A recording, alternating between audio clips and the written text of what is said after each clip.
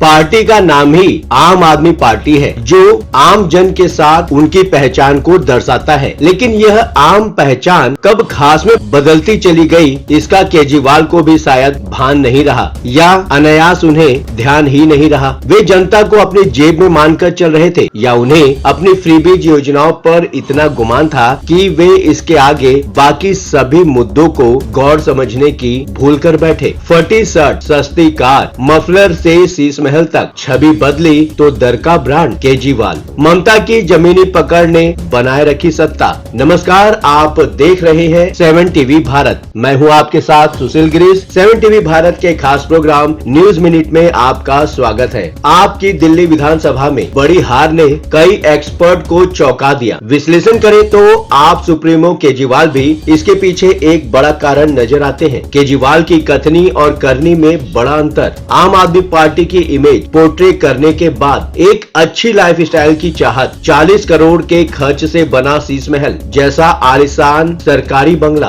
देश को भ्रष्टाचार मुक्त करने के बड़े बड़े दावों के बीच शराब घोटाले जैसे भ्रष्टाचार के छींटे, इन सभी बातों से मतदाता का मोह भंग होता दिखाई दिया। केजरीवाल की तानाशाही पूर्ण नेतृत्व शैली, अड़ियल रवैया जैसी बातें भी उनकी हार के लिए कम जिम्मेदार नहीं दिखाई दे रही हैं। वहीं केजरीवाल जैसी एक और जिद्दी नेता बंगाल की सीएम ममता बनर्जी से उनकी तुलना करें तो साफ समझ में आता है कि ममता बनर्जी ने अपनी समस्त कमजोरियों के बावजूद भी माटी मानुस वाली अपनी आम महिला की छवि से समझौता नहीं किया। किसी भी तरह की लग्जरी से परहेज किया। सूती साड़ी में आम बंगाली महिला को रिप्रेजेंट करती रही। किसी भी बड़े मेहमान के आने पर बहुत साधारण से घर कॉमन से ड्राइंग रूम में उसका स्वागत करती दिखाई दी। निचले या मध्यम वर्गीय आम मतदाता को उनमें अपना अक्स दिखाई देता रहा। महिलाओं में वे दीदी की छवि लिए रही। बहुत मेहनत से गढ़ी गई इस इमेज को उन्होंने किसी भी कीमत पर गंवाने का रिस्क नहीं लिया। जबकि आपकी हार के दूसरे कारणों के अलावा केजरीवाल की कथनी करनी का अंतर, आम से खास की दिशा में हुआ यह चमत्कारी बदलाव ही पार्टी पर भारी पड़ा। यही बात उनके या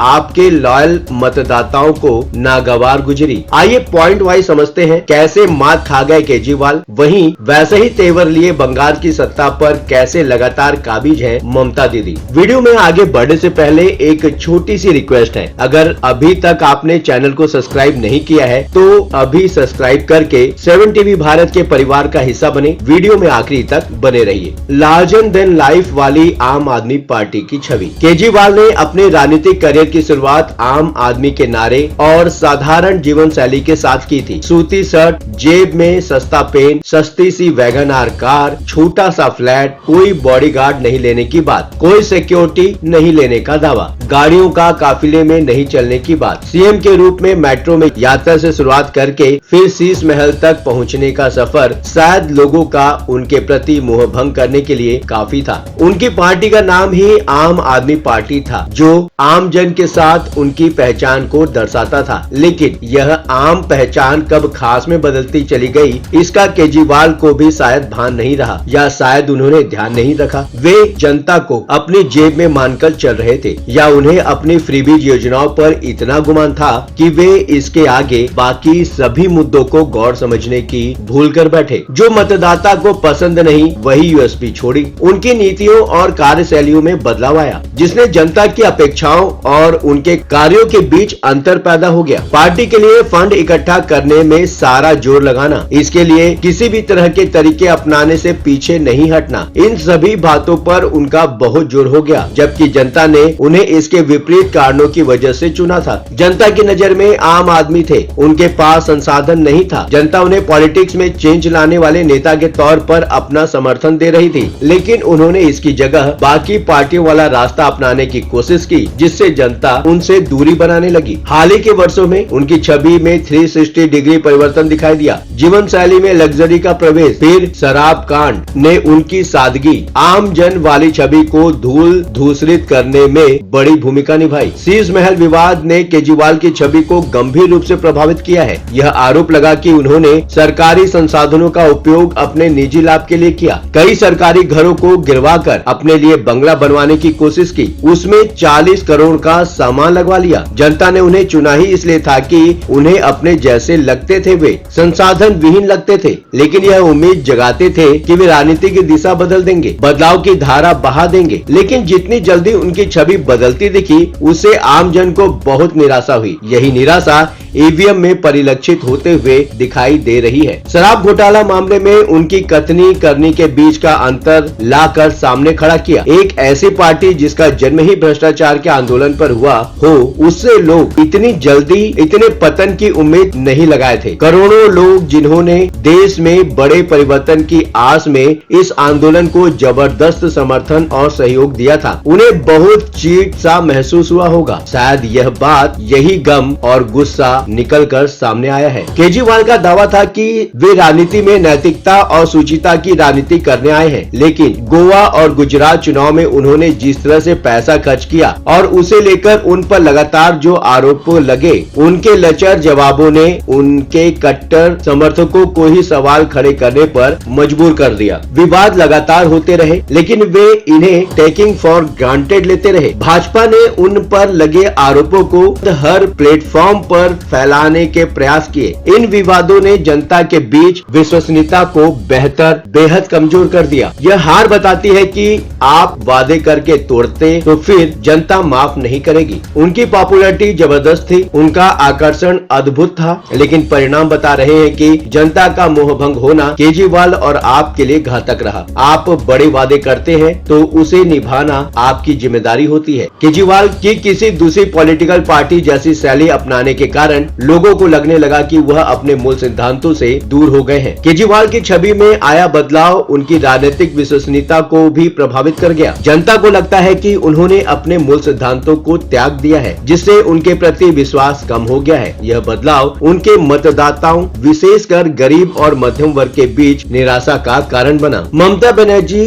उन पर पार्टी को हाई कमांड शैली में चलाने और तानाशाही पूर्ण व्यवहार का आरोप लगा। पार्टी के बड़े से बड़े नेता भी पिछले कुछ समय में उनके इसी रवैये के कारण पार्टी से दूर होते गए या बाहर कर दिए गए। योगेंद्र यादव, शशि भूषण, कुमार विश्वास जैसे कई नेता आज पार्टी में नहीं है। ये नेता केजरीवाल को समय समय पर सही रास्ता दिखाने का काम करते थे, सिद्धांतों से उनके विचलन को रोक सकते थे, लेकिन सभी को बाहर का रास्ता दिखा दिया गया। ममता हमेशा रही कॉमन वुमेन, एंग्री वुमेन। ममता ने हमेशा अपनी माटी मानुस यानी कि मिट्टी और मनुष्य की छवि को बनाए रखा है। वह साधारण जीवन शैली और जनता के साथ सीधे संवाद के लिए जानी जाती रही। दक्षिण कोलकाता के हरीश चटर्जी स्ट्रीट में उनका घर है। कहा जाता है कि यहाँ भारी बारिश में पानी भर जाता है। उनका एक किस्सा बहुत मशहूर है, जिसमें एक बार पूर्व प्रधानमंत्री अटल बिहारी वाजपेयी ममता के रेलवे मंत्री रहते उनके कोलकाता के घर पहुँचे थे। वे ममता के घर और उसकी सादगी को देखकर दंग रह गए थे। ममता आज भी अपने उसी घर में रहती हैं, यही लोगों से मिलती हैं और मेहमानों से भी मुलाकात करती हैं। वे अपने ऊपर एहसान करने वालों को कभी नहीं भूलती। उन्होंने ऐसे कई लोगों को अपनी सरकार में जगह इसी वजह से दी हुई है। उनकी सरकार के एक मंत्री सुब्रतो मुखर्जी इसका बड़ा उदाहरण है। मुखर्जी उनके गुरु और कट्टर कांग्रेसी रहे हैं। खेत, माँ परिवार, लोअर क्लास बैकग्राउंड की लगातार बात करती हैं। इससे उन्हें लोगों से जुड़ाव रखने में मदद मिलती है। उनकी बेटी बहन जैसी छवि उन्हें पश्चिम बंगाल की जनता के बीच विश्वसनीय और करीबी बनाए रखती है। केजरीवाल ने शुरुआत में जनता से जुड़े मुद्दों जैसे कि भ्रष्टाचार, शिक्षा, स्वास्थ्य और पानी पर ध्यान केंद्रित किया, लेकिन धीरे धीरे वे फ्रीबीज पर पूरी तरह से डिपेंड हो गए। वहीं ममता बनर्जी ने हमेशा मूल मुद्दों जैसे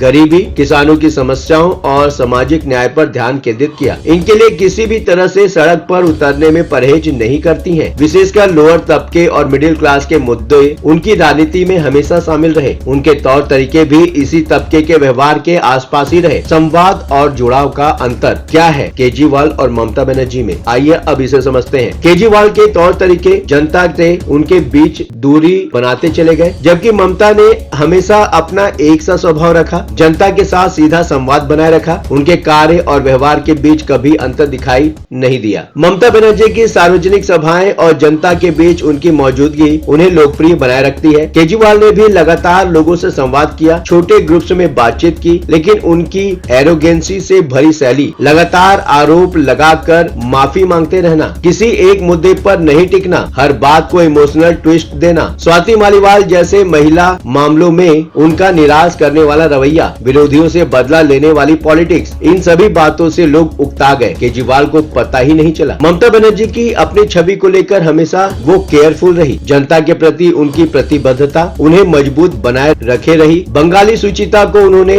हमेशा बड़ा मुद्दा बनाए रखा। उनके साथ भी एरोगेंस रहा, लेकिन इस एरोगेंस को उन्होंने सकारात्मक मोड़ पाने में सफलता पाई। इसे वे आम आदमी की अभिव्यक्ति बना पाने में सफल रही। कुल मिलाकर केजरीवाल की चुनावी हार के पीछे उनकी बदलती छवि, विवाद और जनता से दूरी एक प्रमुख कारण दिखता है, जबकि ममता बनर्जी की छवि और जनता से करीबी जुड़ाव ने उन्हें लगातार सफलता दिलाई। अब केजरीवाल को ममता से सीखने की जरूरत है कि अपनी छवि को कैसे एक सा बनाए रखें, मुद्दों पर अपनी जोरदार पकड़ लगातार कैसे दिखाएं, लोगों से जुड़ाव और संवाद के साथ कथनी करने का भेद नहीं रखें। लोग एरोगेंसी की फ्रीक्वेंसी को पकड़ लेते हैं, यानी केजरीवाल को करने के लिए बहुत कुछ है, बात यह है कि वे कितना बदलना चाहते हैं। चूंकि वे बहुत चतुर राजनेता हैं, कोर्स करेक्शन जरूर करेंगे। यदि वे यह कर पाए तो एक बार फिर से दिल्ली का दिल जीत पाएंगे। फिलहाल तो उन्हें आत्म मंथन करने की जरूरत है। अब आपका क्या सोचना है? कमेंट बॉक्स आपका है, बेझिझक अपने विचार कमेंट बॉक्स में शेयर करें। हाँ, चलते चलते ये बात भी बताना जरूरी है कि 7 टीवी भारत अपने दर्शकों की राय और सूचनाओं के लिए हमेशा खुला है। अगर आपके पास कोई महत्वपूर्ण खबरें, अहम घटना,